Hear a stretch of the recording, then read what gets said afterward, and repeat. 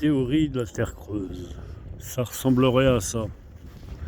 Un peu, hein. Parce que bon, c'est de la neige.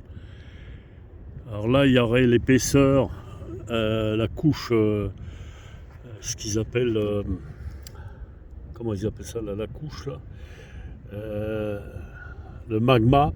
Il y aurait deux épaisseurs qui se frotteraient, qui fait que les plaques tectoniques, voilà le terme, les plaques tectoniques se confondraient.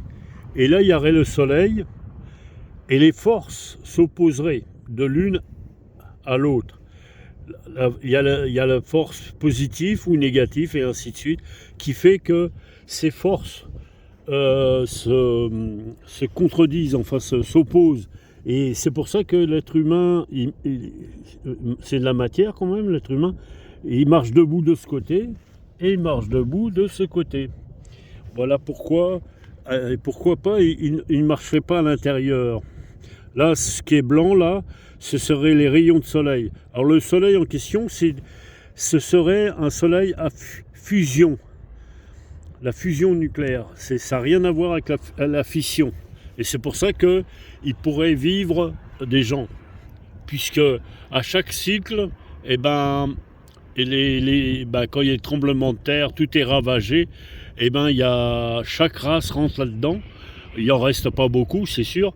Mais c'est ça, c'est fait que ces gens-là, ça fait des milliers d'années qu'ils vivent, comment on appelle ça, à l'intérieur de la Terre, donc ils sont plus évolués que nous.